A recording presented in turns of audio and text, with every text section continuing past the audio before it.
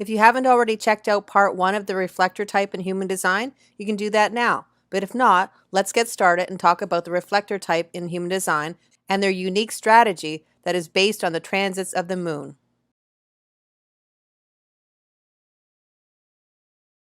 In part 1, we talked about what a reflector was and how all reflectors have all open centers and no definition at all. We also mentioned the theme of disappointment and that reflectors are here to be barometers of the health of a community, that energetically they can feel the auras of all the other human design types, and also how they need alone time and a stable community. Now let's talk about the human design strategy for a reflector type.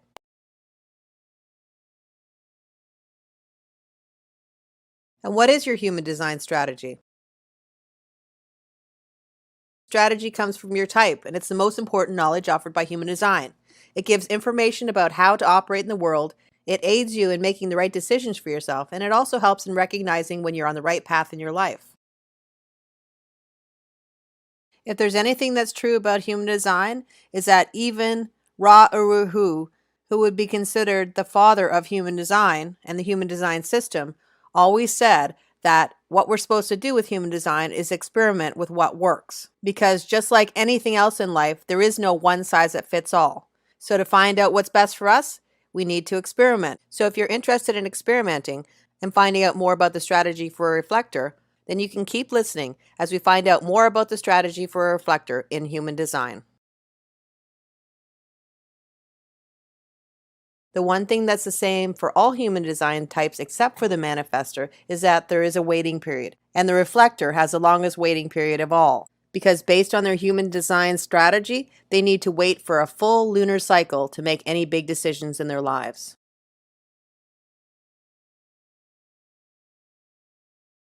Reflectors are considered lunar beings, or people who are deeply impacted by the movement and cycles of the moon. Because in a 29-day cycle, the moon will transit each of the 64 gates of the human design mandala. And based on the placement of the moon each day, the chart of a reflector can change dramatically. So how does this work?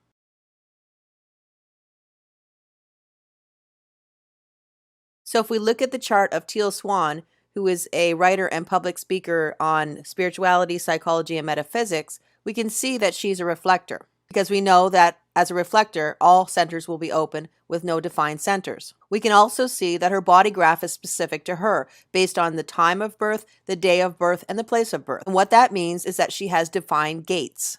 And if we know that all gates have a matching partner to make a complete channel, then we know that there are certain gates that, if activated by the moon's transits, will give her definition in her chart. The moon goes through 64 gates in a 29-day period, so that means the moon is in one gate roughly 10 hours for each 29-day cycle. And because of this, the definition that a reflector has is very transient.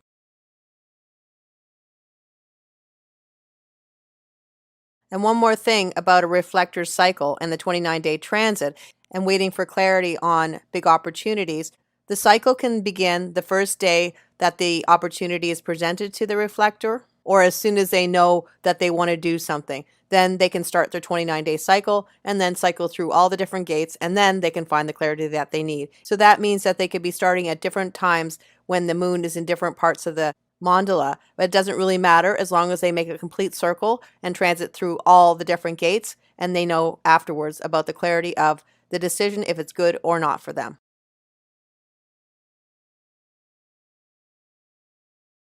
So if we look at the human design mandala, something that we normally don't look at when we're looking at a body graph, because it can make it complicated to understand a body graph when you're first learning, we can see that there are 3 different circles going around the mandala. Now, the only one that actually matters in human design is the one that has the numbers, and that is referring to the gates of human design. For anybody who has an astrological background, you'll notice the glyphs of the zodiac are also on the circle around the mandala. And if someone has a background in the I Ching, you'll notice that the hexagrams are on the outside of the circle. But for the purposes of the transits of the moon in human design, as I just said, we'll just be looking at the gates, and that the moon will transit or pass over a specific gate for about 10 hours for each cycle of the 29 days. And when it does, the transits will affect the definition in the reflector's chart. So what does that look like? So if we look here, we have the astrological transits of the planets. The moon is represented by a little crescent, as you can see there, and the gates that are being transited by the moon are circled. So if you notice, for the first picture, it says the gate 22 is being transited. Now there's a number right beside the number 22, so it would say 22.5. For now, just ignore that second number. Just look at the first number and see that that's the gate. And then the next gate to the right would be the 55. Then you go down to the 41, and then it goes on to all different transits until it goes completely around the mandala. And because the moon is predictable in its orbit around the mandala and hits all the gates in the same order, once a reflector knows what gates will affect them, then they can pretty much time when they will feel the energy of the definition. It will take time to figure out, and there is software that can help you with this, but it usually comes in a bigger program that is not really necessary for an average person studying human design. Alternately, if someone is a reflector or you know somebody who's a reflector and you want to know the transits, you can also get the Human Design app. All the transits that I have here are from the Human Design app. So what you could do is just slowly go through every transit and how it goes through the reflector's chart. So let's see how that looks in practice. So if we look at the transits of March 25th at 8:29 a.m., you'll notice that the moon is in gate 34.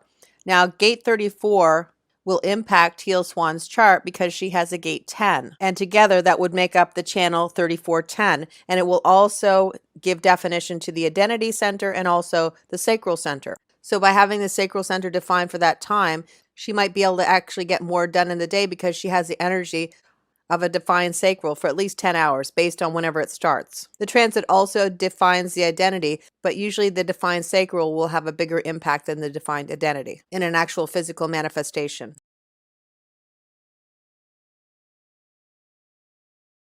So if we look at the next day on March 26th at 5:29, we can see that the gate 26 is being transited by the moon. And the gate 26 will give her definition as well. It will define her spleen as well as the will center. And when her spleen is defined, it can give her a sense of timing, but it can also give her a sense of her health because the spleen is about health. So she could check in on her health when this transit happens and when the energy is less fluid. And it also gives willpower. So on these days, she might be more stubborn and resistant to things not going her way. And the way her definition comes into the will center is from the 4426, which is all about the sale and preparing for the sale. So this would be when she might have more persuasion for a sales energy. So there definitely is a benefit to knowing the transits of your chart as a reflector, because what it will do is give a heads up on energies that are going to be prevalent in you on certain days, times, as the months go on. And the more familiar a reflector is with these energies, the better they'll be able to manage them. Now that we know the transits of the moon, how does that work in the strategy of a reflector?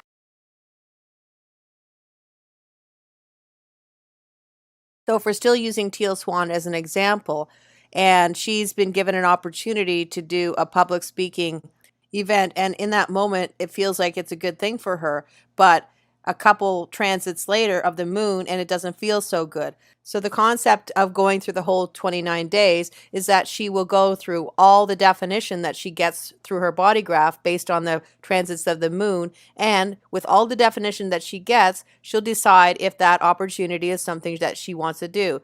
In other words, if it feels good to her for the whole 29-day cycle and that she continues to want to do it, then that would be a good decision for her and she can go ahead and do it. But if at some point during her 29-day cycle it doesn't feel as good, then that would be an indication that maybe it's not the right opportunity for her.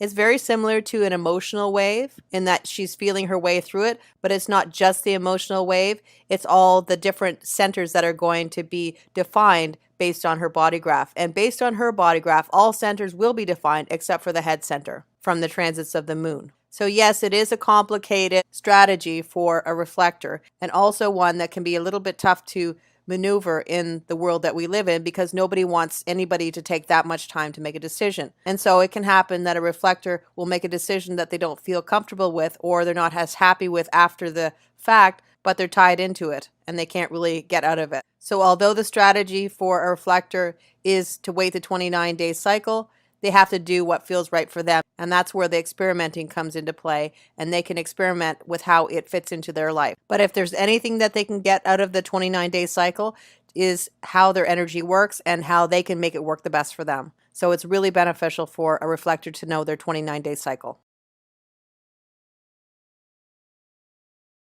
So for instance, if we look at the chart of Margaret Atwood, a writer, the definition in the gate 30 will match up with the gate 41 at some point during her 29-day cycle. Now the gate 41 is all about fantasy, and the 30 is putting it all into play or holding on to an idea and actually being able to write it down. So when the 41 is transiting in her 29-day cycle, that might be a good time for her to do her writing. And also, she has a gate 56, which is also the gate of the storyteller. So another time when it would be a good time for her to possibly write would be when the gate 11 is being transited by the moon.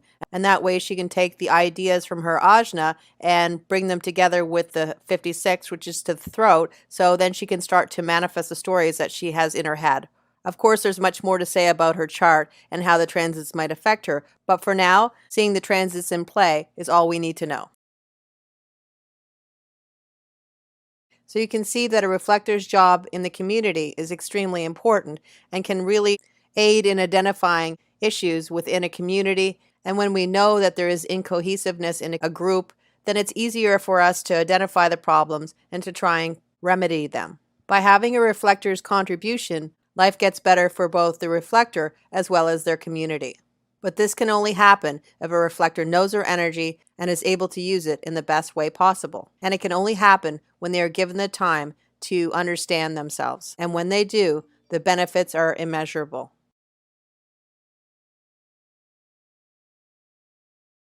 Knowing your type is just the beginning of the information that the body graph will show you. But I'm going to stop here for now and let you digest what I've talked about. And make sure to check out my other videos where you can learn more and more information about human design and the body graph and all about you. Because when we truly know who we are, life just gets easier.